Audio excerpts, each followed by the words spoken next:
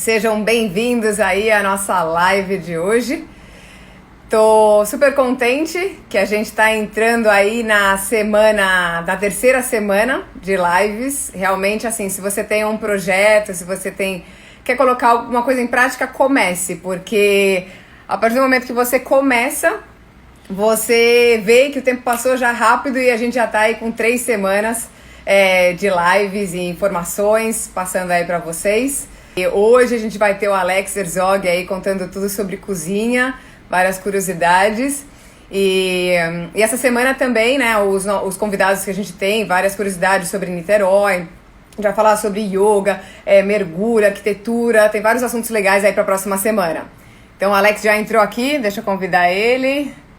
1, 2, 3. Olá, Tá um pouco para cima aqui. tudo bem? Tudo e com você? Tudo bem, muito obrigado aí pelo convite. Seja E bem-vindo! obrigado, muito obrigado. Tá dando para me enxergar aí? Tá muito escuro? Como é que tá? Tá bom, para mim tá bom. Então tá bom. Ó, Alex, me inspirei aqui no vermelho, né? Dizem que vermelho dá fome. Então, não é ali o logo do McDonald's, vermelho, amarelo. Então, eu botei um vermelhinho aí para ver se o povo fica com fome ao longo da nossa live de hoje. Tomara, né? Tomara. O que eu mais tenho tido ultimamente é fome. Qualquer coisinha eu já pego, já como e curto, né, esse momento. E me conta, como é que começou a sua história aí com a cozinha? Já nasceu com o pé na cozinha? Mais ou menos, né? A minha família, minha avó era belga, meu avô era luxemburguês, minha mãe é luxemburguesa, e minha avó cozinhava muito. Meus avós chegaram no Brasil em 1920 e foi morar na Avenida Paulista. E na Avenida Paulista não tinha asfalto, era terra. Tudo de terra baixão batido. E aí meu avô era diplomata e trabalhava, veio para o Brasil para abrir uma siderúrgica aqui, e ele trazia muita gente para almoçar em casa. E eu morei Só um até. minuto, um segundo. Desculpa. Não, tudo bem. E eu morei com eles, a gente morou todo mundo na mesma casa até uns 5, 6 anos de idade. E meu avô trazia todo dia alguém, ele almoçava em casa e ele trazia todo dia alguém para almoçar. E a minha avó, então, mandava ver na cozinha. Era belga, imagina, a cozinha belga era ou é considerada uma das melhores do mundo. E aí o que acontecia é que eu ia para a cozinha, gostava, então via chegar caixa com isso, caixa com aquilo, os ingredientes, eu ia na feira com ela.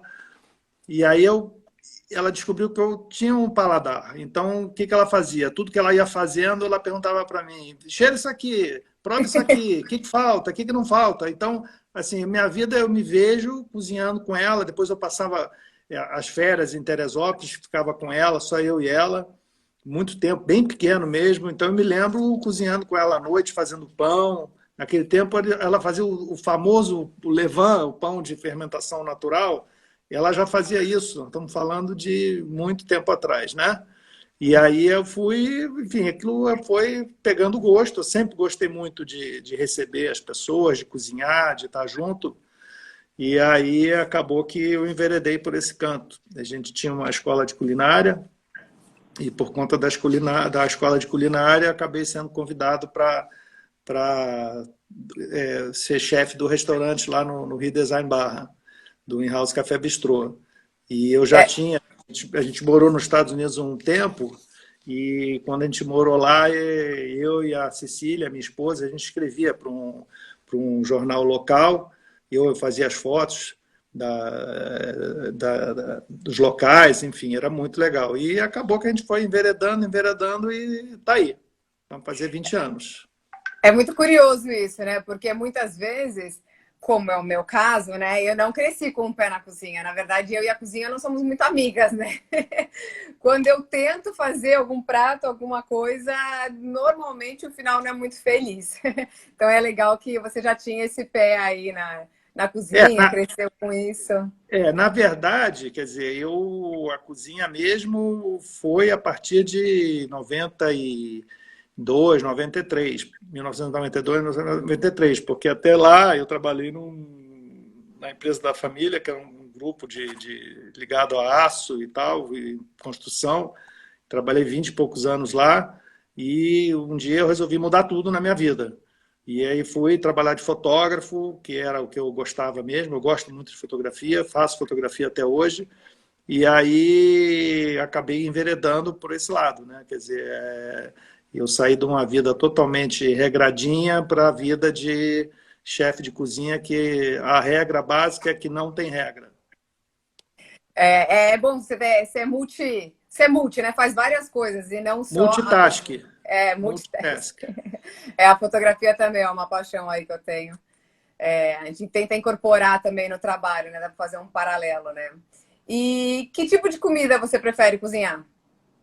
Então, eu gosto de cozinhar tudo, mas assim, eu acho que tem cozinhas que, para mim, tem uma culinária para mim, que para mim não é que é mais fácil, mas ela tem mais cara de reencontros, de encontro, de abraço, que são os panelões. Então, assim, você fazer um bom arroz de tamboril, um arroz de polvo, fazer uma paella, fazer os ensopados que ficam ali, às vezes tem ensopado que dura 12 horas cozinhando, você deixa tudo lá Nossa, devagar. 12 horas? 12 horas até mais. Eu não tenho E aí paciência você pra... prepara as bases todas, e aí tudo tem. Então, e quando você termina, você tem uma panela só para lavar, que isso já é uma grande vantagem. Então, e aí essa panela vai para a mesa. E aí você bota na mesa e as pessoas servem dessa panela. Quer dizer, isso eu acho uma coisa fantástica. Então, é uma comida de encontro, de reencontro, uma comida de solidariedade, é uma comida de estar junto, entendeu? Principalmente num momento como hoje. O difícil é que, assim, hoje em dia, né? Assim, um não come carne, outro não come peixe, outro não come camarão, outro não come nem carne, nem peixe, nem camarão. Come os vegetais, mas de vegetais eu não gosto de brócolis, não gosto de quiabo, então é complicado, mas, enfim, a paella, por exemplo, é um negócio muito legal, porque você, num determinado ponto que você acha que ela está pronta, você embrulha ela num cobertor e aí você deixa ela dormir. E aí você vai beber, ela vai dormir meia hora, 40 minutos por aí. É sensacional. Então, tem todo essa ritual, né? coisa, esse ritual em volta da cozinha, em volta do fogão, em volta do forno, enfim. E muito legal. Eu acho isso curioso, porque realmente eu acho que deve dar mais prazer quando você vai cozinhar para um grupo, do que eu falar, ok, eu vou fazer alguma coisa aqui, vou comer sozinha, não sei o quê. Não, você ter um grupo que você está convidando, seus amigos e tudo, deve dar até muito mais ânimo, né? Não para mim, tá? Que eu não sou muito de cozinhar, mas eu acho que para quem gosta de cozinhar. É legal. Você cozinhar para você é legal também, porque, enfim, você capricha, enfim. Eu gosto de cozinhar para mim. Agora, quando você cozinha para mais gente, você tem as pessoas que vão dividir esse prazer com você.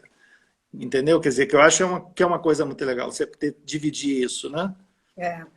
Eu estava aqui vendo sobre comida sustentável. O que seria uma comida sustentável? Bom, depende, né? Depende do que você quer chamar de sustentável.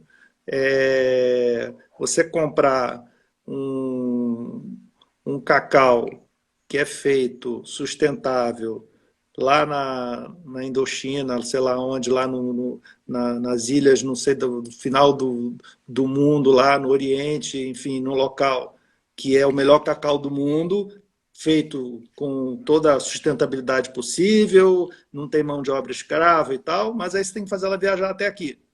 Então, o que era sustentável já não ficou mais sustentável. Então, é uma questão de saber exatamente qual o grau de sustentabilidade que a gente está querendo colocar. Eu acho, para mim, comida sustentável, aquela comida, não necessariamente tem que ser orgânica e tal. Não, você comer 100% orgânico hoje em dia ainda é uma dificuldade muito grande a nível de recurso, né, de você ter a disponibilidade dos ingredientes, como a nível de preço também.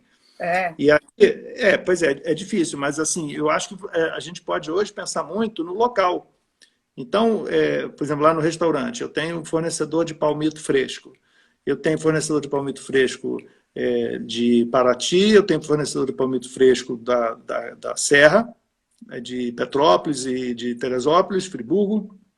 E eu tenho fornecedor de palmito que vem de Sorocaba, do interior de São Paulo. Às vezes o preço de São Paulo é R$ 1, R$ 2 mais barato, mas só de se pensar que você vai ter que transitar com aquilo tudo, trazer aquilo, tem toda uma logística aí que não é sustentável. Então, eu acho que tem que pensar, hoje em dia, mais do que nunca, a gente tem que pensar muito no local. Porque com essa crise maluca que está aí, você pensar em local é você pensar em estar, primeiro, você dando força para quem está local, para o cara que produz ali, que não é um grande produtor, não está ligado a uma dessas grandes corporações multinacionais que estão ditando um preço e ditando qualidade pelo mundo afora.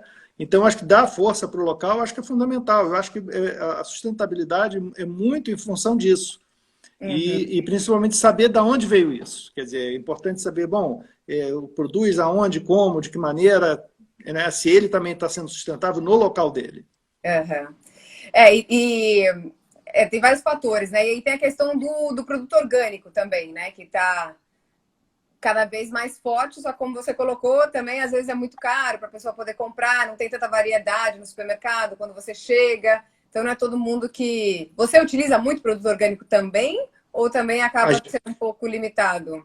não, a gente tem a maior parte das folhas que a gente utiliza é orgânico. A gente produz orgânicos certificados, eu sou produtor de orgânico certificado. E aí a gente utiliza, quando tem disponibilidade, a gente utiliza esses produtos que eu trago. Mas a gente procura, dentro de uma possibilidade, vamos dizer assim, financeira, né? Porque você tem que manter um preço, usar o máximo possível de produtos locais, orgânicos e vamos dizer, ecologicamente produzidos. Né? Às vezes você tem um produto que você sabe que o produtor usou menos agrotóxico, usou menos determinados tipos de adubos, enfim, mas ele não é certificado. Então, você tem que conhecer de onde está vindo, como é que é feito.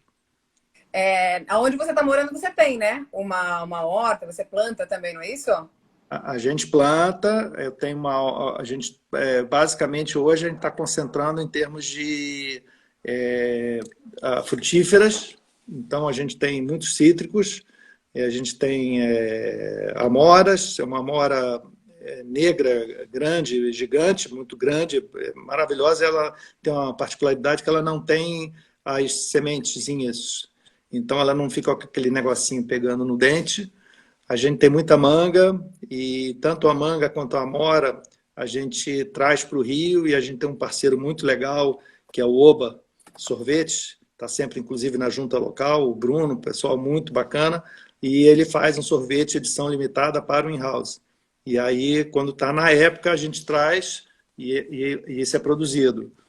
Enfim, aí tem assim, tem a safra de batata doce, uma que é laranja, que é muito. Você que morou nos Estados Unidos, você deve conhecer com aquela batata doce avermelhada, né? Bem laranja mesmo, parece uma cenoura, que é maravilhosa. Então, quando eu trago essa batata, os clientes falam: olha, eu nunca comi nada tão bom de batata doce, a melhor batata doce da minha vida e tal. E a gente tem um limão que chama limão doce, que eu diria que é uma mistura de laranja-lima com lima da Pérsia e um pouquinho do limão, mas ele é muito doce e a gente usa para fazer caipira. O pessoal ama de paixão aquilo também. Maracujá, a gente tem 3, 4 tipos de maracujá aqui, tem um que chama maracujá doce também. E é muito legal porque ele tá, ele tem menos acidez do que o maracujá normal. Então, o suco é diferente, a caipira é diferente, é muito legal. E a ideia é a gente poder, né, trabalhar com esses produtos o máximo possível, né? E é legal você já ter isso em casa, né? Porque, sei lá, às vezes a gente vê em algum local uma fruta, isso, aquilo, você fala, gente, será que eu posso comer isso? E aí você tendo isso em casa, É, é legal, né? Porque você já sabe o que é, já pode comer, já pega, já tá pronto, já tá. é.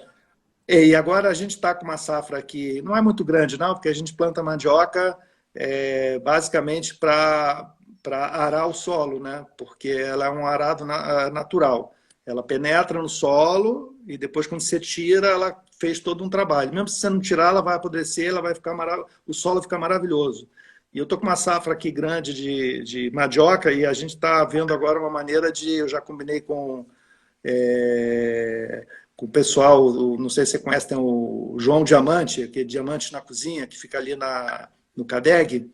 E aí eu estou combinando de levar, porque eles produzem comidas para pessoal de rua, né? Pessoal que está em situação de precariedades e tal. E aí eu estou querendo levar isso para eles poderem usar isso imediatamente. Que a mandioca, se você cortar, tirar e passou 2, 3 dias, já era. Entendi. Até um negócio que você comentou sobre a junta local, né? A junta local é bem interessante. É um projeto que, além de gostoso dos locais onde eles participam, né? Assim, Casa Firjão, Casa da Glória, os locais são muito bacanas, onde acontece a junta Muito local. legal. E A esse gente já incentivo... a gente já participou da junta local, no tempo que a gente fazia as conservas, porque a ideia, como a gente está meio afastado, né, e a gente sabe que o Estado não é rico em estradas, principalmente as de terra, são abandonadas, né? Então a gente optou, na época que produzia mais parte de legumes e tal, a gente optou em fazer conservas. A gente tem uma pequena fabriquinha de conservas e usava essas conservas para o restaurante e para a junta local. Hoje a gente ainda faz as geleias de amora. Então a gente usa como base para sorvete, usa como base para fechar, para fazer molhos e caldas para sorvete e tal. E na junta, é muito interessante, a gente tem o sorvete da junta, a gente tem a kombucha, que também é da junta, que a gente, o fornecedor nosso é da junta, o pão de fermentação natural, que a gente iniciou comprando da Bike Bakery, né, que é o meu genro, grande Luiz André Alvim. E aí, como eles foram embora, agora eu estou com discípulos da Bike Bakery do André, e eu estou com os discípulos dele, o Gabriel lá da Alveolo e o Ricardo da Artesanos também são grandes parceiros nossos. Tá. Ó, comentaram aqui, ó, você é total flex mesmo. Ele cozinha, fotografa, escreve, administra, tem o coração na arquitetura, ele faz tudo. Puta inspiração. Pura inspiração. Total flex. Obrigado. Mas é curioso, né? Que até o André, que é relacionado à comida, aí também entrou na sua vida, né? Então, não tem jeito. Com certeza. Alguém até comentou aqui, a gente estava falando sobre ser caro um produto orgânico, e ele, como caro? Quanto custa a nossa saúde? Tem esses dois lados, assim, que a gente também pode ver, né? A questão do orgânico, da saúde, do caro, não caro, né? E também não dura muito o orgânico. Pois é, você tem que... Não, o orgânico dura mais do que o outro, não tem diferença. Eu acho que até dura mais, porque são produtos muito frescos. Alguém comentou aqui na live, por isso que eu também estou falando que não duraria tanto. Não, ele dura muito, ele dura super, e cada produto tem uma particularidade para você guardar. Agora, por exemplo, tudo vai depender o caro vai depender muito de como que você quer gastar o teu dinheiro. Você quer gastar o teu dinheiro mais para frente, quando você ficar doente, tiver que pagar um monte de médico, hospital e tratar todas as doenças que teve porque você comeu mal, ou você quer pagar agora, talvez provavelmente muito menos, e comer decentemente. Comer, inclusive, não é só para você, inclusive é para o meio ambiente, para o planeta, né? Porque na medida que você usa a inseticida, você usa todos esses agrotóxicos, você está matando a biota do solo, né? E aí esse solo vai enfraquecendo, quanto mais enfraquece, mais você tem que comprar de aditivo para o solo ficar bom, e na realidade quem é que está ganhando com isso? Tem uma pessoa, são 2, 3 grandes companhias, corporações que produzem toda essa gama de agrotóxicos, de adubos e as sementes. Olha que engraçado, né? É um ciclo, né? Pois é. E me conta, o seu restaurante, o In-House, conta um pouco aí sobre o In-House, quando é que você abriu, como é que foi a ideia? Então, eu tocava uma escola de culinária. E aí, quando há 20 anos atrás, mais ou menos por aí, eles acharam que eu sabia tudo. E eu achava que eu sabia tudo, porque quem tem uma escola de culinária, a escola era muito bacana, quem tocava era a Cissa Roxo, e era tocado muito legal, a Maria Vitória era junto com ela também. E aí a gente foi e falou assim, olha, vocês não querem abrir alguma coisa lá no redesign, vai ter uma área só de restaurante, no terceiro piso e tal. E aí eu falei, ó, já que eu tô com lama até a cintura, já bota um pouco Completa. mais de lama, vamos completar, vamos embora. E aí a gente achava que sabia tudo de culinária. E eu fui chamado para ser o chefe, né, do restaurante. O meu filho toca o restaurante hoje, e eu toco a parte de chefia executiva. E a gente aprendeu muito, penando, porque foi um início muito difícil, houve muita mudança de lá para cá em termos de gastronomia, em termos de toda a parte de insumos, de processo, de tudo. E o que aconteceu é que quando a gente abriu, a gente botou assim, um chefe, botou um subchefe, botou hostess, botou nutricionista, tinha um supervisor, era uma organização fantástica. No papel topava tudo, mas quando chegava na hora de pagar não tinha como Não fazer. fechava a conta, né? Não fechava. E aí a gente acabou tirando tudo, acabou enxugando tudo, fazendo uma coisa adequada, né? Eu fui para a cozinha. E aí, quando eu fui para a cozinha, eu vi que realmente eu podia empreender numa cozinha industrial, né, numa cozinha profissional, eu podia empreender tudo aquilo que eu já tinha visto antes, na parte industrial, na siderurgia, nas fábricas que eu tocava. Então, quando eu vi, eu falei, gente, isso aqui eu conheço Um com o pé nas paralelo, costas. né? Não, isso? Ah, então vamos embora. E aí a gente criou vários processos de produção de prato, de processo, de tudo. Então, por exemplo, quando a gente cria um prato, muita gente pergunta, como é que você cria um prato? Eu falei, bom, quando crio um prato, eu crio mais ou menos como um músico escreve uma letra. Ele escreve a letra, a partitura, porque ele está ouvindo isso que ele está escrevendo. Assim, eu não consigo imaginar isso, mas é assim que funciona.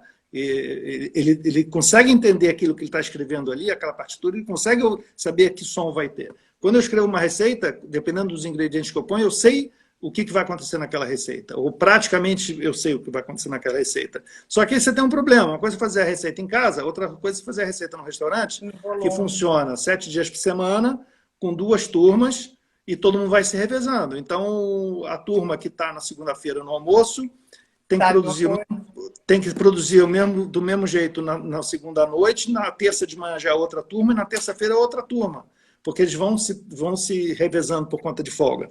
E aí, o que você tem que criar? Um processo. E foi aí que entrou o processo industrial. Então, a gente consegue ter a garantia de que está tudo fresco, que está tudo direitinho e que vai sair o mesmo prato do mesmo jeito, porque ele tem que obedecer aquele processo, ele não tem que criar nada. O meu chefe de cozinha lá, o meu cozinheiro-chefe, na realidade, que são 2, eles têm que seguir aquele caminho que está ali, para ficar tudo bonitinho. Então, não E tem... é curioso isso, porque realmente você fala assim, eu sei cozinhar. Só que outra coisa é você abrir, porque tem todo o lado administrativo, tem muitas outras coisas envolvidas em você abrir um negócio, né? Aí quando você vai botar a mão na massa, você começa a ver outras coisas que você fala, gente, eu não sabia nem que eu tinha que lidar com esse problema ou com aquele outro, e o negócio cresce. E essa questão dos pratos é até curioso, porque eu vou seguir uma receita aqui. Aí no dia seguinte eu não tenho esse queijo, eu ponho outro. Gente, já ferrou a receita, já não dá certo, já não fica direito. Então, imagina com você, né? Tendo que passar para várias equipes, né? Eu estou vendo aí que o Gabriel da Alveolo entrou aí. Oi, Gabriel. Acabei de falar de você. Acho que você entrou e não ouviu, mas tudo bem. Ele é da padaria muito bacana. Não, realmente, você disse a verdade. Se você muda alguma coisa... às vezes, por exemplo, eu não tenho só um fornecedor de manteiga, ou só um fornecedor de queijo, por exemplo. Eu tenho que ter o backup. E aí, outro dia fizeram um molho de queijo. Aí eu falei, tem alguma coisa errada nesse molho de queijo. Não, a receita está certa. Pegou, porque a gente lá, é tudo anotado, tudo no computador, quem foi que fez a ficha tal, tem um nome, a etiqueta que o molho recebe, quem produziu, quem embalou, que dia que foi, qual a validade. Aí pegou, foi lá atrás, né, para saber o que tinha acontecido. O cara jurou de pé junto, não, eu falei, bom, então só tem um jeito, vamos pegar agora qual é o ingrediente que você usou. Exatamente. Qual o fornecedor? Aí quando foi ver o queijo, o fornecedor que me manda o queijo não tinha e mandou um parecido, o queijo parmesão, que é usado para um dos queijos usados para fazer o molho de queijo. Aí não deu outra. Então, assim, é muito complicado e a gente tem um negócio muito legal que foi estabelecido lá, é que a gente faz todas as produções. Tudo nosso é feito from scratch, né? Tudo do zero. E aí o meu molho de vinho é feito lá, não tem pozinho que mistura, né, com água, não tem nada disso. A gente faz tudo do zero. E todas as nossas bases, todas as produções que a gente faz, tem um potinho pequenininho, assim, ele leva uma etiqueta, ele fecha, e eu testo isso diariamente. Todos eles, e tem um papel que a gente vai dando a nota, tem o nome de quem produziu, que horas foi produzido. Foi muito interessante porque a gente tinha um grau, que é normal, de erro, vamos assim dizer, né? De falha. E o mais interessante de tudo, que às vezes você fala assim, não, mas agora a gente vai provar e a gente vai corrigir. O nível de correção é muito pequeno. Por quê? Porque como eles sabem que isso vai ser verificado, eles próprios desenvolveram seus próprios controles para que não saísse errado.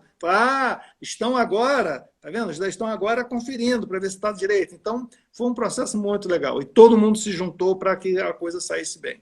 A gente melhorou muito a qualidade. E quantos anos já tem o in-house? Bom, a gente espera fazer 20 anos, né, em dezembro. Nossa, 20 anos já, nossa, passa rápido, né? Muito rápido, é impressionante, muito rápido, demais, demais. E não chegou a abrir uma filial? O principal de vocês é lá no Rio Design, na Barra.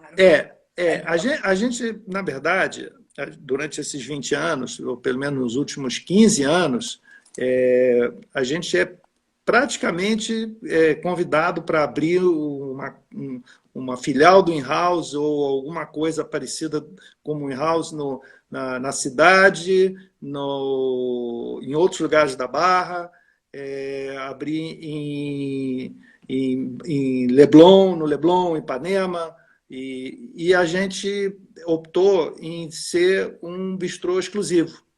Então, a gente ser um bistrô que tem personalidade, tem cara. É mais ou menos como se você, Renata, fizesse 2, 3 clones.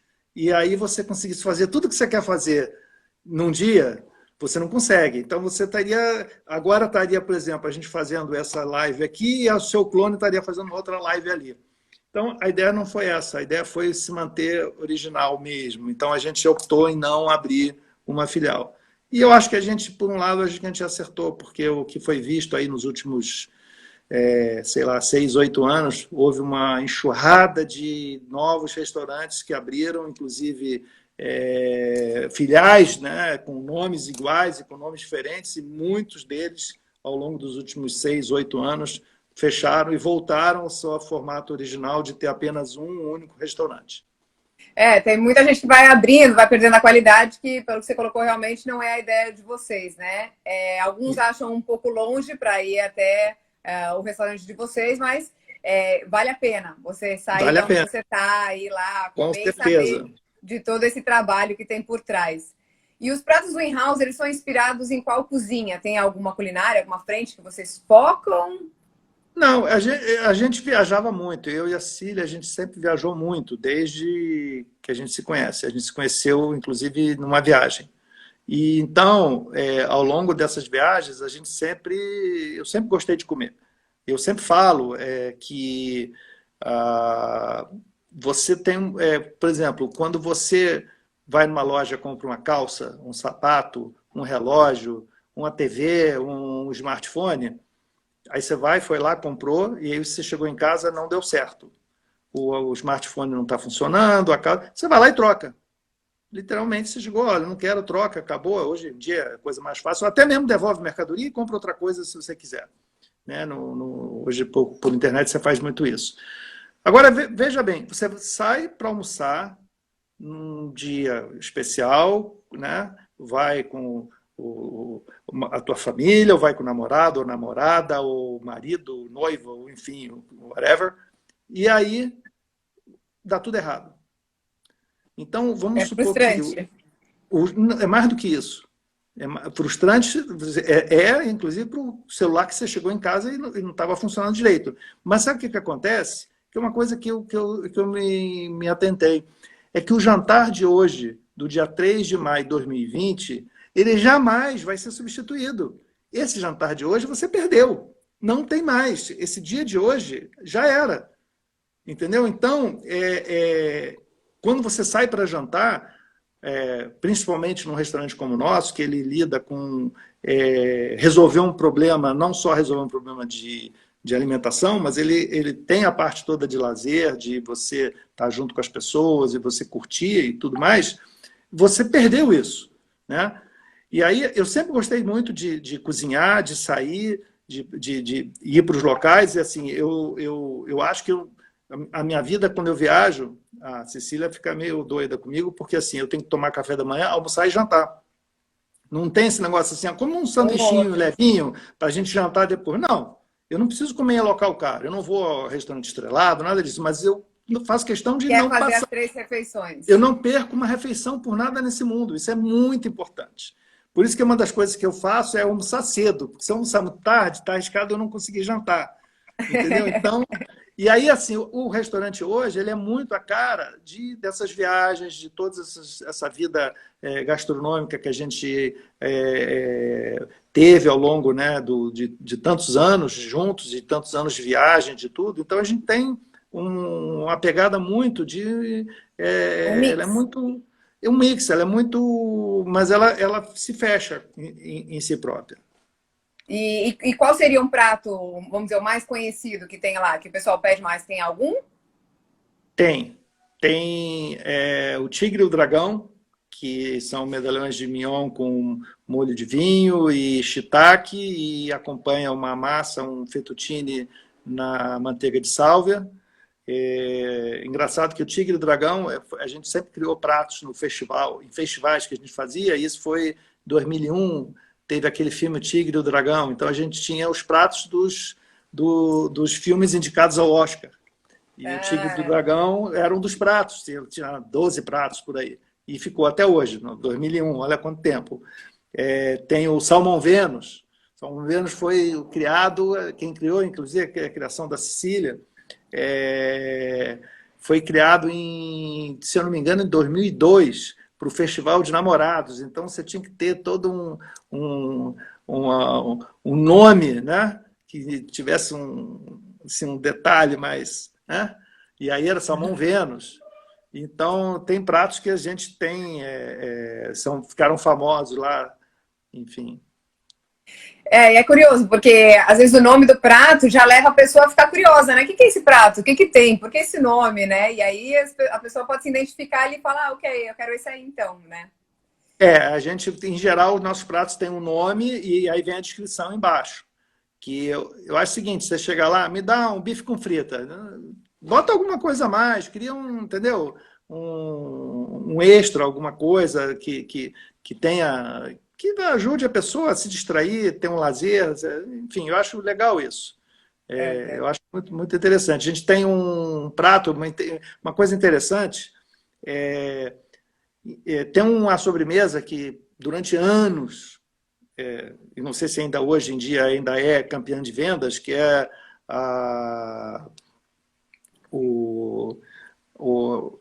como chama, o de chocolate, Fugiu o nome.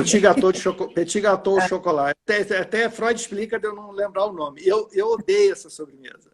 Eu acho horrível essa sobremesa. O pessoal adora, mas eu não gosto. E aí ela sempre foi a sobremesa mais vendida.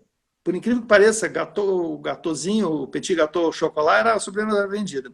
E aí a gente criou um festival, não lembro o que era exatamente, mas era um festival que tinha várias sobremesas, e aí eu criei uma sobremesa que é o sorvete de queijo Minas com calda de goiaba. E, pasme, essa sobremesa mais vendida hoje no in-house. Que Mais do tudo! que o petit gâteau.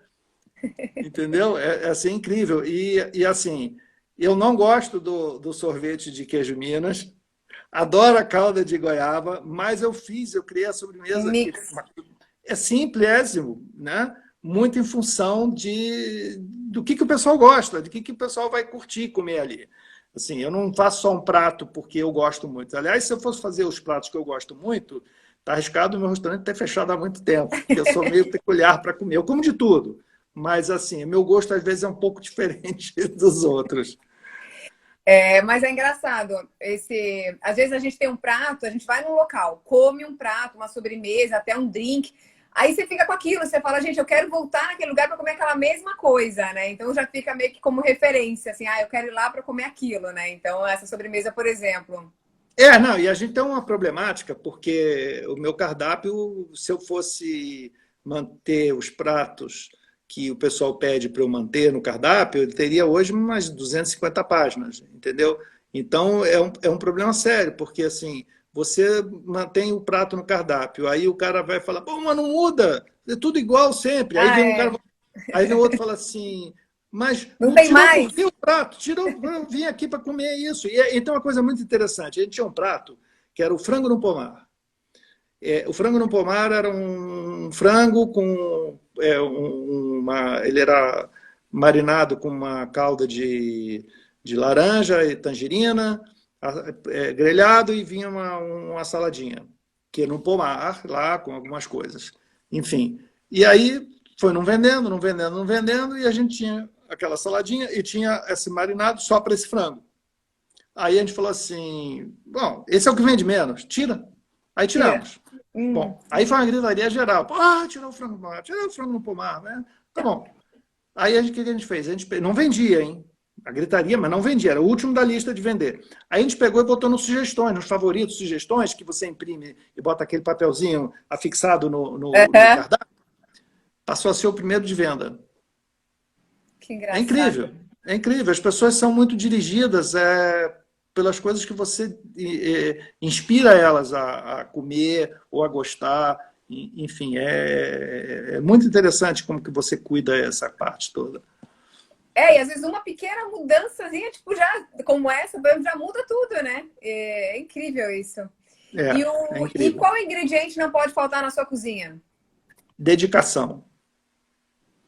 Eu sempre falo que durante muito tempo eu contratava os estagiários e a gente tinha, às vezes, 3, 4, 5 estagiários trabalhando com a gente.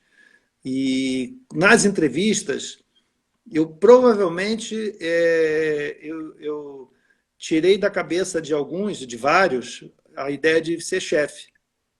Porque você começa a perguntar para a pessoa, escuta, você já pensou que você vai trabalhar sábado e domingo? Ah, é? Você vai trabalhar sábado e domingo. Você já pensou que quando todo mundo estiver se divertindo, indo jantar fora e tal, você vai estar na cozinha fechada, com um bando de gente, calor ali dentro? Você já pensou nisso? Você já pensou que você vai ter que ralar muito, vai ter que começar lavando louça, ou, enfim, já pensou? E aí a pessoa começava a cair na real, É dar um filtro ali, né? porque é o seguinte, assim, várias pessoas que eu conheci, até amigos, meu sonho é ter um restaurante um dia, adoro cozinhar, meu sonho é ter um restaurante um dia. Não é bem assim, não, é coisa muito mais séria. Agora, assim, tem um restaurante do meu sonho, baseado nisso tudo que a gente está falando, que é um restaurante pequeno, para talvez, sei lá, 30, 40 pessoas, e tem 2 pratos no dia. E o cara é aquilo ali, acabou. Vai comer, vai entrar, não gostou, não quer, não quer, acabou, bota um vinho do dia e pronto. Eu vou fazer aquela quantidade, acabou. E eu vou fazer que todo dia muda. E todo dia é aquilo, não tem cardápio. O cardápio é aquele. Tinha um restaurante na Provence, que eu esqueci o nome agora, e era o cara com a mulher. A mulher ficava no salão e ele ficava na cozinha. E era Bistrô de la Gare. Tinha uma antiga estação de trem que estava desativada, do lado de uma cooperativa enorme, era no meio de muitas plantações, e o pessoal saía do fim do mundo para comer lá, quem colocou esse restaurante no cenário internacional foi um cara chamado Peter Mayle, que fez aquele livro Toujours Provence, meus anos na Provence, e ele colocou lá, descobriu, e aí o cara ficou famoso. E ele era aquilo, você chegava lá, o que tem para comer? Tem isso. Não, mas eu quero um... Não, não tem, você vai comer isso. Se não quer comer, a porta é ali, tchau, um abraço.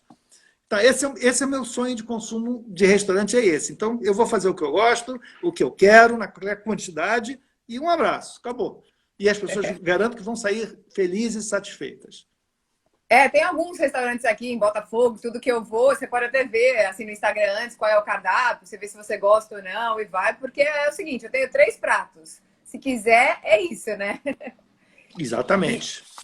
E vamos dizer, quais são os melhores lugares aqui no Rio para comprar? Porque em São Paulo, em São Paulo você tem o Mercadão, então tem muita gente que vai lá. A gente acaba tendo as feiras aqui. Eles estão com uma ideia, com um projeto, se não me engano, na cidade, de abrir um mercado aqui no Rio. Mas quais são os locais que você recomendaria comprar comida, que tem de boa qualidade? Então, não sei se é Oi? Não sei se é Cobal, eu não sei. Onde você recomendaria? Não, Cobal já era. Cobal foi desvirtualizada, enfim, não deram o devido valor que poderia ter sido dado. Eu gosto muito de comprar peixe no mercado de São Pedro e Niterói. Vai sábado cedo, até para você mesmo um dia conhecer, eu acho que vale a pena, se não conhece. Já conheci lá. Já conheceu, então. E no andar de cima, você compra o peixe e você sobe no andar de cima e dá o peixe para o cara preparar. Muito legal, tem vários restaurantes que funcionam nesse esquema. Eu gosto muito do mercado de São Pedro, lá em Niterói. Eu acho que as feiras orgânicas e as feiras livres no Rio de Janeiro é uma festa, são fantásticas, é um local fantástico. Eu vou todo fim de semana, agora não, mas eu ia todo fim de semana, inclusive levava a Nicole, minha netinha, que agora está em Portugal, ela ia comigo, eu e ela, a gente ia comer tapioca, brincar com as formiguinhas enquanto comia tapioca, e aí a gente saía comendo um monte de coisa que as pessoas iam dando, um pedaço de queijo, uma fruta e tal. Eu acho as feiras livres, feiras orgânicas, sensacionais. Tem o CADEG, né, que fica ali em Benfica, que é bem legal. Tem vários distribuidores ali, eles têm vários produtos bem bacana, tem uma gama completa de ingredientes de produto. E eu, assim, se você não quiser sair de casa, você tem internet. Você saiu do ar. Pronto, voltou. Voltou. Você tem internet hoje. E então você tem vários locais espalhados, mesmo no Rio de Janeiro, que você pode comprar e te entrega em casa. E isso é muito legal, porque você tem alguns produtos que fazem a diferença, que a pegada até não é tão grande, que você tem pequenos saquinhos com temperos, com curries especiais e tal, que vai te dar um resultado muito bom. Tem uma empresa que chama Temperíssimo, que é aqui em Petrópolis, que é muito legal. É tipo uma Casa Pedro, só que eu acho que ele é melhor do que a Casa Pedro. Tem coisas que a Casa Pedro não tem. Aliás, a Casa Pedro também é um bom endereço no Rio de Janeiro para você comprar esses produtos mais especiais também. Temperos e tudo mais. Bem legal essas dicas, porque às vezes a gente quer comprar uma coisa aqui e ali e acaba indo pro supermercado mesmo, né? Ao invés de explorar esses outros locais que tem de opção. E você escreveu livros, não é isso? Compartilha um pouco essa questão dos seus livros. Eu escrevi 3 livros. Bistrôs Paris, e depois Bistrôs Buenos Aires, depois Bistrôs Rio de Janeiro. Eu sempre fotografei muito quando eu viajava. Teve uma época que eu viajei muito para a Europa a trabalho, e eu sempre começava e terminava em Paris. E eu tinha, sei lá, eu devo ter ido a Paris mais de 40 e poucas vezes. E eu tinha muita foto de Paris. E aí um dia eu fiquei meio decepcionado quando entrou as máquinas digitais, porque o filme ficou caro para fazer e as máquinas digitais não eram grande coisa.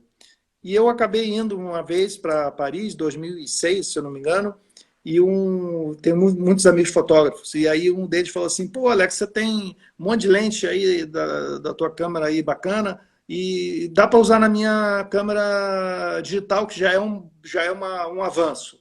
Aí eu falei, pô, beleza. Aí eu levei e comecei a fotografar com as minhas lentes, que são ótimas, na câmera dele digital maravilhosa. Aí eu fiquei encantado, eu comecei a fotografar, e eu nunca mostrava minhas fotos, nunca mostrei minhas fotos. O pessoal fala, você vai guardar tudo no armário, não sei o quê, para lá e tal. Eu falei, pois é. E aí eu comecei, o pessoal sabia que eu viajava, que eu tinha ido a vários lugares em Paris, e foi uma época que, inclusive, o câmbio estava muito bom, e se viajava muito, e todo mundo falava assim, manda dica de Paris, manda dica de Paris. Aí eu mandava as dicas, e eu botava uma foto ou outra para ilustrar o local. E eu tinha mania, depois que fazia o e-mail, eu botava uma cópia para mim. E eu recebia. Aí começava a ler, eu falei, cara, isso aqui dá para fazer uma exposição, um livro, alguma coisa. E eu me botei na cabeça que eu queria fazer uma exposição fotográfica. 2007 ia ser o ano da França no Brasil, ou do Brasil na França, enfim. E depois 2009 também o contrário. E aí a coisa acabou tomando um outro rumo por conta desses e-mails que eu recebia. E aí eu montei o guia, que na realidade esse guia ele não é um guia falando aquele restaurante é bom, esse é ruim, que nem outros guias, sem desmerecer qualquer guia que a gente tenha por aí, mas é um guia que ele foi feito muito contextualizando cada local, cada restaurante, cada espaço, o chefe, enfim. E cada página é uma foto e um texto explicando o restaurante. Ele tem, enfim, uma série de coisas que vão se interligando. Os filmes que tem, que aquele restaurante apareceu, que tem a ver com o restaurante, os locais para você visitar, enfim. E aí foi um sucesso. Eu não esperava. Eu falei assim, bom, o livro foi patrocinado. Meus parceiros, fornecedores, todos entraram patrocinando o livro. Foi uma grata surpresa.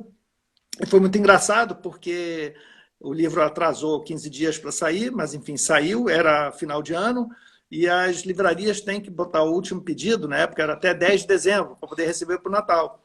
E a gente botou o livro no final de novembro, o livro vendeu tudo que tinha que vender, eu nem sabia que tinha vendido.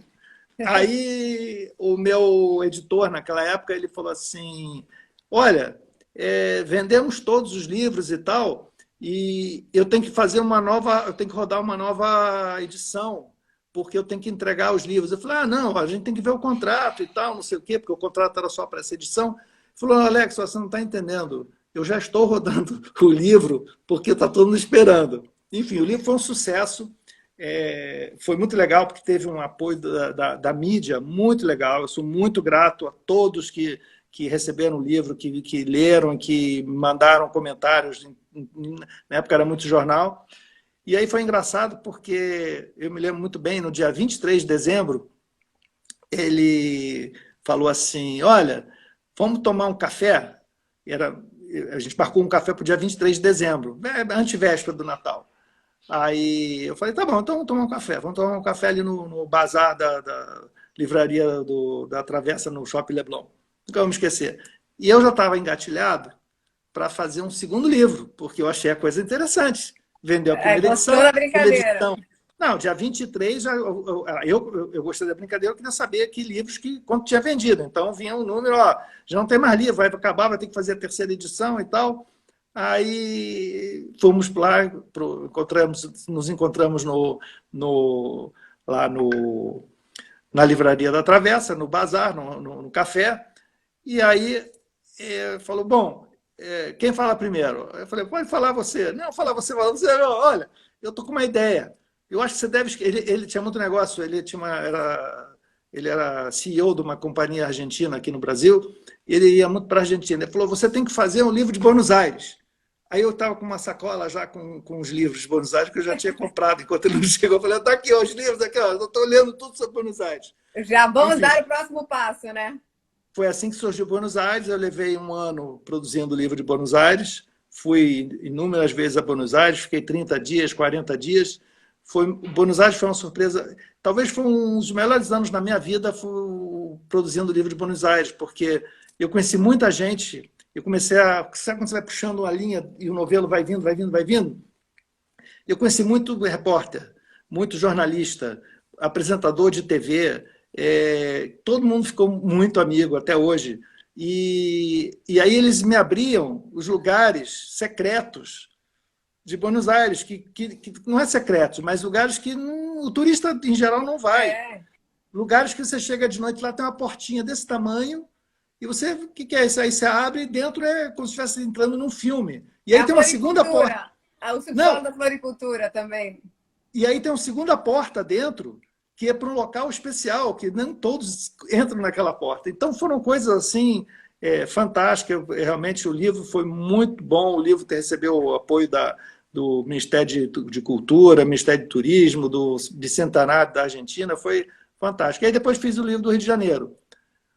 O livro do Rio de Janeiro, eu achei que ia ser o livro que ia vender mais. Por incrível que pareça, foi o livro que vendeu menos.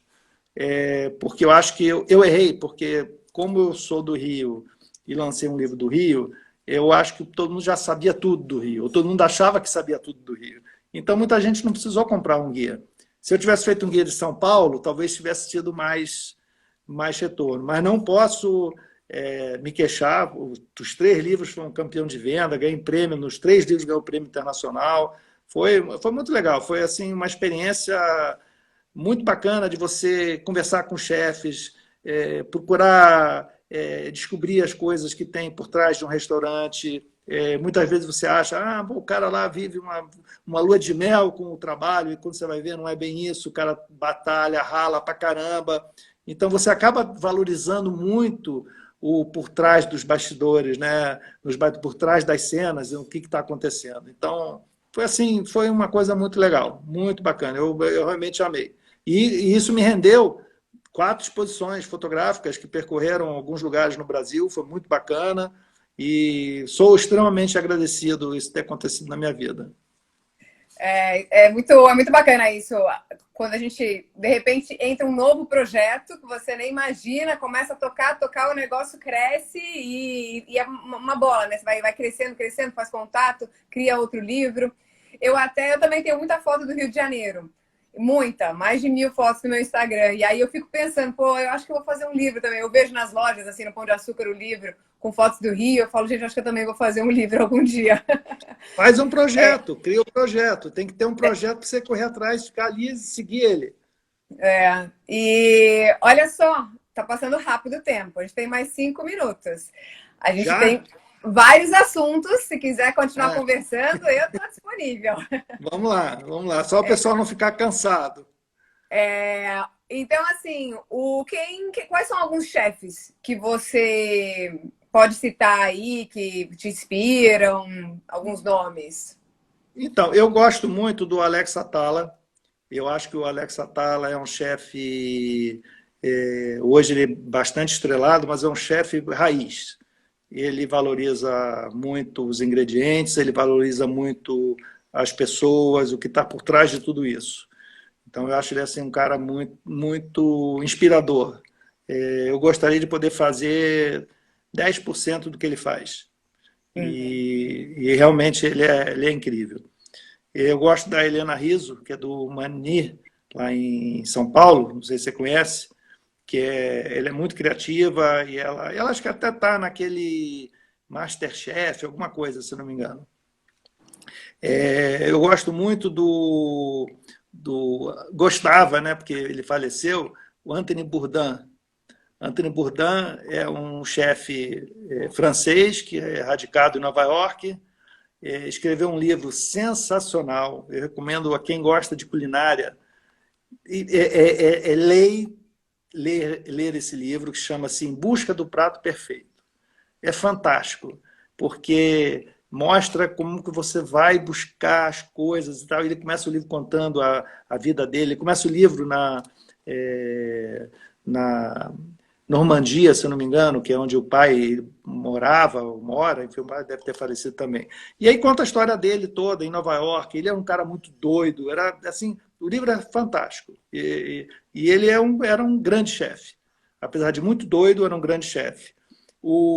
Gosto muito também do Daniel Boulud, que é um chefe que tem N mais um restaurante espalhado pelo mundo. Tem o Daniel, em Nova York, que é um restaurante, se não me engano, tem 2 estrelas ainda.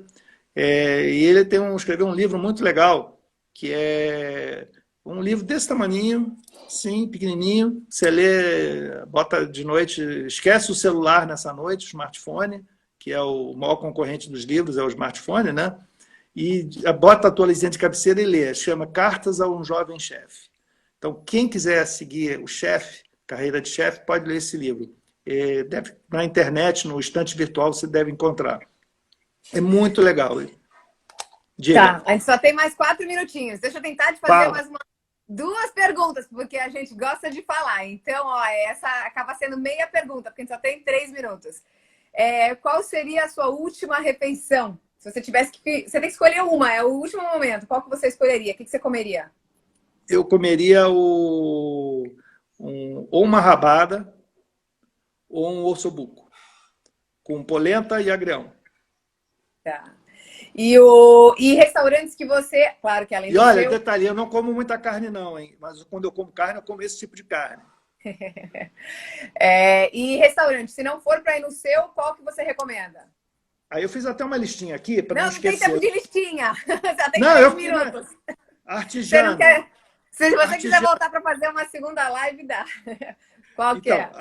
Artesano, Yumê, o Grado, que fica ali no Jardim Botânico, Miamiã, Nantai, Togu, a Dega Pérola em Copacabana, o Azumi, da minha querida amiga Alissa, que é maravilhoso, El Gebal, do melhor restaurante árabe no Rio de Janeiro, Bistrô do Passo, Via 7 em Ipanema, que é o melhor custo-benefício, ótima comida, o Jojo Bistrô, da Joana Carvalho, maravilhoso também, In-House Café Bistrô. Tá, agora tem mais uma outra pergunta. Se alguém quiser aprender a cozinhar, onde é que pode? Então, você tem alguns lugares. Tem o IBMR, que fica ali na Barra. Você tem o Senac. Você tem a Estácio também, que é legal. Assim, basicamente, são esses que eu acho legal. E tem agora o Cordon Bleu, que fica ali em Botafogo. Por acaso, em frente ao Miamiã. Mas é uma outra proposta. É muito caro, mas é muito legal. Ok, vamos tirar uma fotinho, 1 minuto e 40, sorri aí. Show de bola! Bom, tinha mais algumas coisinhas aqui, mas quero super te agradecer aí a participação, todas as informações. Espero que a galera tenha curtido aí o papo. Eu que agradeço a oportunidade de ter participado. Eu adorei participar, muito mesmo. Muito obrigada. Ó, tem 1 minuto e 15. Mais alguma outra coisa que você queira compartilhar? Tem que ser rápido. 1, 2, 3 e... Vai cortar, né? Mas foi ótimo. Siga o seu sonho. Se você for fazer gastronomia e cozinha, siga o seu sonho. Não faça o que os outros querem. Faça o que você gosta, que está na sua alma, que está no seu coração. É isso que importa. Então tá, um queijo que você gosta? Eu gosto de queijo da canastra. E um vinho? Eu gosto de vinhos bons e não caros. Tem alguma marca? Não especial. Vinho, eu não gosto de gastar muito em vinho, porque às vezes eu já fui para provas em que você tem um vinho que custa R$10 e tem um que custa R$150, R$250, você toma os dois, todo mundo acha que R$10 melhor. Então enche a cara aí, vamos comer, vamos aproveitar aí e provar vários sabores. Super obrigada, Alex. Obrigado, eu que agradeço. Beijo, tchau. Beijo pra vocês. Tchau, tchau.